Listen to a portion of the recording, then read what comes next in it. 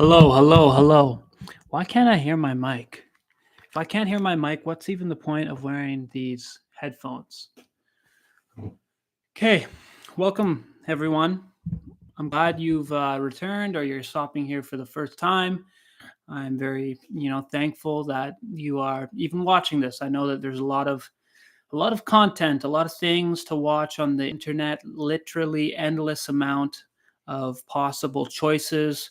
So the fact that you opened this up and are now listening to me just really humbles me. So thank you. I want to talk today about a local issue in British Columbia. The housing minister, whose name is Ravi Kahlon, was recently on a podcast called Bigger Than Me. Aaron Pete, uh, two first names, a native guy. That happens a lot with native guys. And he has this podcast, and it's actually a really great podcast. As far as Canadian content and podcasts go, this one's pretty good. It's for sure a bit socialist, but it's Canada. If you're not a socialist, if you're a centrist or actually hold liberal values, you're a right wing lunatic. So, but I actually really enjoy listening to this podcast. He has really good guests. He did a recent one with Maxime Bernier, which I really liked. And this one with the housing minister of BC is I actually enjoyed listening to it. Of course, I was pulling out my skin the entire time because I could not believe the ignorance of the housing minister who's in charge of our province. Um, so, yeah, let's just get into that. Um, the housing minister's key goal is to make housing more affordable. At least that's what he would say, more accessible. But housing in BC and the lower mainland has become so out of touch with what a normal working class person can afford that the NDP government is just focusing on density, which is not the density happens by consequence, in my opinion. You leave density to the free market. You don't centrally plan density, but that's not how the NDP thinks, because they are at their core socialists who think that central planning needs to play a large role in all communities. And throughout this podcast, you can hear that come through Ravi Kahlon's comments. So, one of the biggest issues I have with this podcast, which I hope you should listen to. I just listened to it on Spotify. If you look up "Bigger Than Me," you will find it, and it's one of the most recent episodes. So, his whole plan is to take single family homes and convert them into multiple family dwellings. So take a single family home that's like a lot with a house and turn it into a fourplex. That's the example that he gave. And his rationale is that, well, this will make housing more affordable. Now, this is partly true, but I would argue the opposite of what we want to happen, because while this does create more housing, it converts an already created single family dwelling into 4 units. So, yes, 4 families could live there where one family did before. Um, but my central argument is that the Canadian dream is not to have three other families living with you on a fourplex. That's not what Canadians want. That is not solving the housing issue. Canadians want to have houses. Canadians want single family homes. But he has no solution for that. So, what is his solution? Well, we'll take a single family home and we'll convert it into four.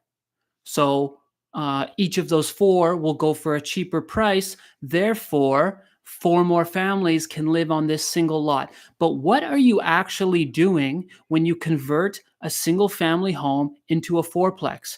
You are adding fourplexes to the market, but you were also subtracting single family homes. So basic laws of supply and demand are obvious here.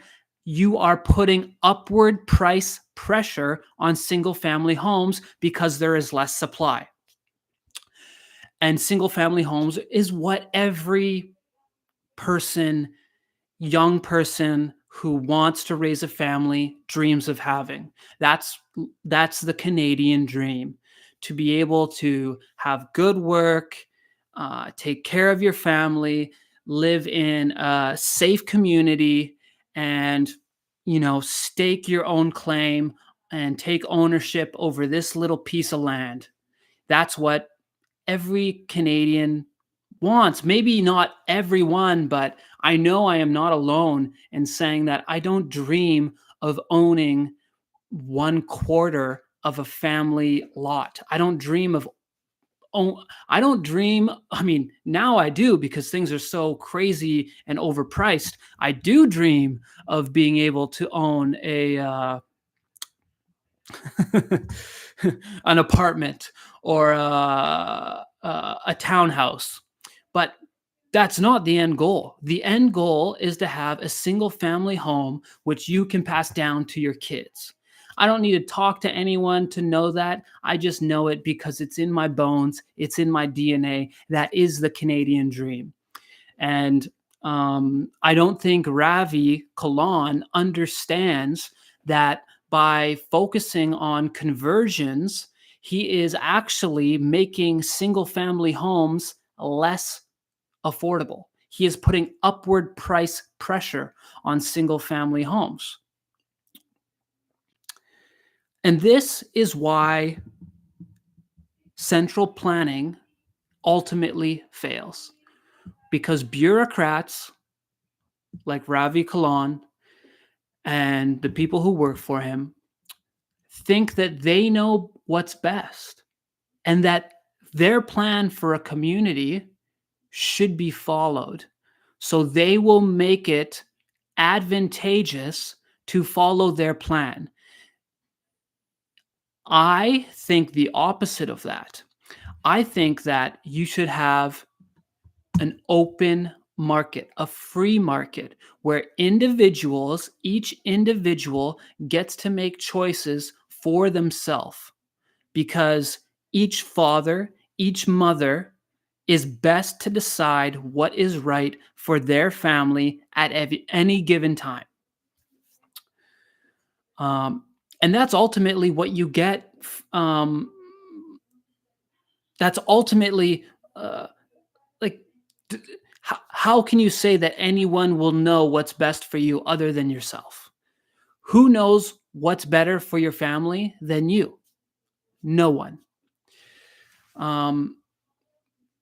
So this is kind of why I think that central planning and the NDP's strategy to make housing more affordable, while it does take one single family unit and makes it four, it actually you're not bringing more housing online. You're converting, a single family home is a consumer product. A townhouse is a consumer product. An apartment is a consumer product. They're all different consumer products. So the more you take these single family homes and you convert them into fourplexes, the less single family homes there are going to be to buy, which means they will be more expensive.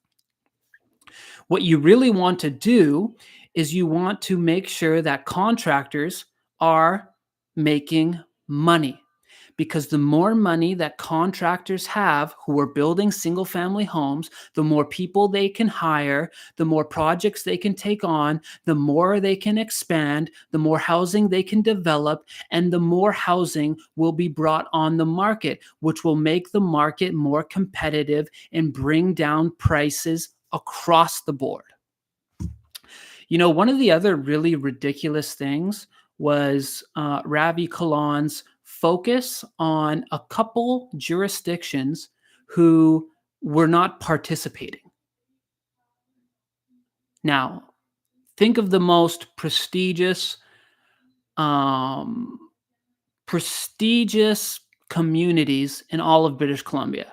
There's one on Vancouver Island and there's one in Vancouver. Which are they? West Vancouver and Oak Bay. Now, he focused in on this, saying that, hey, Oak Bay is not doing their part. West Van is not doing their part. We're getting a lot of pushback, and the municipality of Oak Bay and West Van are saying, no, we don't want anything to do with your housing plan. We're not letting people convert their houses, and we're not into this whole density plan. Duh. These people are smart in West Van. In Oak Bay, you think they got their money by being dummies? No, they are going to protect what they have because they know how this game is played. They can see through this guy's strategy, and they don't want all of this density coming to their community because they know that the density will only make the services in their community worse. You can't force rich people to do dumb stuff. They have the resources to fight you. It's ridiculous. But see, his focus on these communities not, going to their plan is wrong. West Van and Oak Bay can do what they want. They, just like individuals, can act on their own behalf for what is in their best interest. These communities can also act on their own behalf for what is their own best interest. If West Van doesn't want density, great. That's no problem.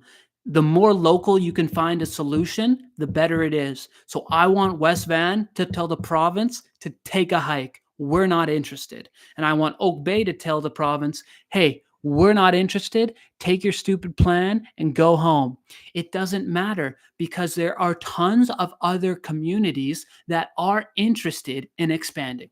And that's where you need to push. You need to push where it is possible to push the housing. This is obvious, but because it doesn't fit in with his central plan, he doesn't want to do it. Now, I want you to think of what is the most, I'm going to give you an example of why central planning fails. What is the most centrally planned place in British Columbia? Where is there more government, more services, more resources getting wasted? Where is the epicenter for central planning in our province? It is the downtown east side. That is what central planning gives you. Oh yeah, let's just give some handouts to these nonprofits and they'll build housing because we want to house these people and we want to make sure that they're safe and we want to make sure that they have access to these services. No, it's a constant drain because in the downtown east side, there is more and more people who do not have ownership. There is more and more people who do not care. They are just there to live off of the government dole. They are just there to, be parasites. They want the free services. They want the free stuff. They don't want to take ownership. They don't want to make their little, half acre of the world better. And the worst part is the downtown east side is also the biggest example of crony capitalism, because the government doesn't actually do anything. The government doesn't build houses. So when the government comes up with this big central plan to house all these homeless people, they go, okay, we're going to build 5,000 5,000 units for the homeless. How the hell are we going to do that? Oh, I have a friend and he actually builds, apartments. And he said that he can make us a beautiful apartment on the downtown east side.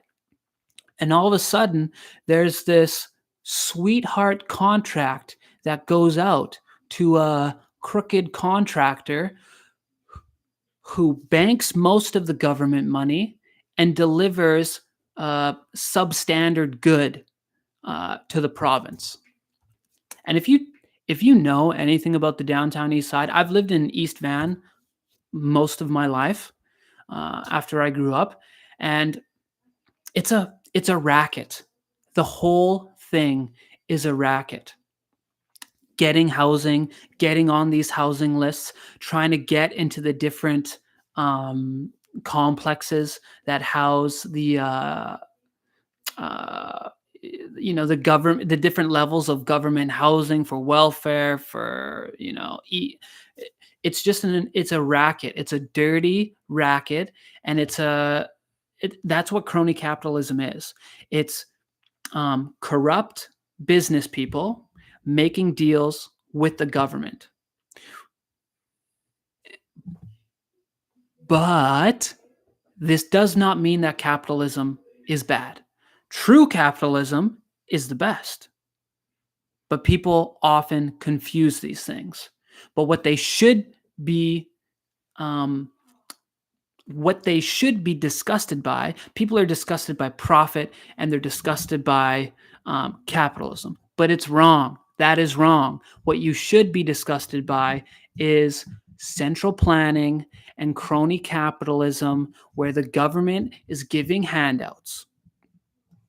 And that's how you create these places of despair, where there's no ownership, no one cares, because it's just government money being lit on fire. And what is government money? It's our money. We are the taxpayers. So anyways, if you want to check out that episode, that's once again, it is the Bigger Than Me podcast by Aaron Pete. I actually really like the podcast, and I like to listen to it, even though I disagree with a lot of the people that come on. He really has a way of putting his finger on the pulse of what's going on. Because I would not have learned about this stuff if it wasn't for him. So thanks, Aaron Pete. And yeah, thanks to everyone for listening. Please, if you're on YouTube or if you're on Facebook, go give me a follow. I'm trying to build my YouTube channel right now. I'll see you guys next time. Thanks for watching. Bye-bye.